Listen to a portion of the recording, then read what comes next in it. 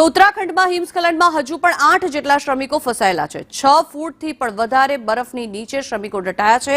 55 માંથી 47 જેટલા શ્રમિકોને બહાર કાઢી લેવામાં આવ્યા છે। રેસ્ક્યુ કરાયેલા શ્રમિકોને આર્મી કેમ્પમાં રાખવામાં આવ્યા છે, ત્યારે 47 માંથી 4 શ્રમિકોની હાલત ખૂબ જ ગંભીર છે।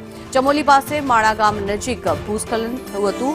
આ હિમસ્ખલન બીઆરઓ, ભારતીય સેના અને મેડિકલ ટીમો તેના કારણે તેને કામે લાગી છે, ત્યારે 170 થી પણ વધુ લોકોની ટીમ બચાવ કાર્યમાં લાગેલી છે। એક બાદ એક શ્રમિકોને એરલિફ્ટ કરવામાં આવ્યા છે અને બહાર કાઢવામાં આવ્યા છે, ત્યારે સેનાના હેલિકોપ્ટરમાં એરલિફ્ટ કરવામાં આવ્યા છે। સતત ખરાબ વાતાવરણના કારણે થઈને રેસ્ક્યુમાં મુશ્કેલીઓ પણ પડી રહી છે, ત્યારે શુક્રવારે એટલે કે ગઈકાલે સવારે 7:15 કલાકે હિમસ્ખલન થયું હતું અને શ્રમિકો 8 કન્ટેનર અને એક શેડની અંદર હતા। જોકે બદ્રીનાથથી 3 કિલોમીટર દૂર ચમોલીના માળા ગામમાં આ દુર્ઘટના સર્જાઈ।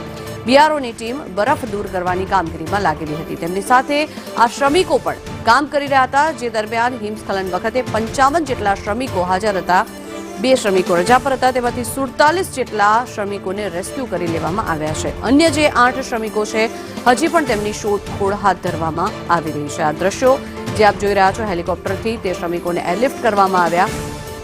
એક બાદ એક જે શ્રમિકો છે તે લોકોને એરલિફ્ટ કરવામાં આવી રહ્યા છે અને આર્મીના બેઝ કેમ્પમાં તે લોકોને રાખવામાં આવી રહ્યા છે।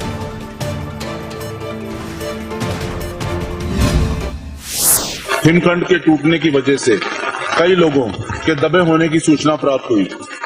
इसके बाद भारतीय सेना की आइबेक्स ब्रिगेड ने सुबह 08 बजे से राहत और बचाव कार्यों को शुरू कर दिया। इस कार्य में 7 अफसर, 17 जेसीओ और 150 अन्य पद शामिल हुए हैं। रेस्क्यू टीम्स सुबह से ही चुनौतीपूर्ण परिस्थितियों में एवलांच में फंसे हुए लोगों को बचाने में जुटी हुई है।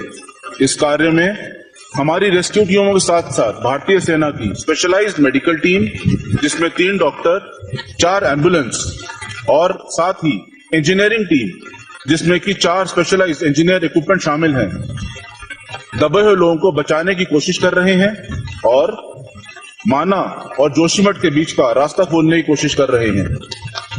अब तक टोटल 10 लोगों को सफलतापूर्वक रेस्क्यू किया जा चुका है और उसको भारतीय सेना के डॉक्टर ट्रीटमेंट कर रहे हैं।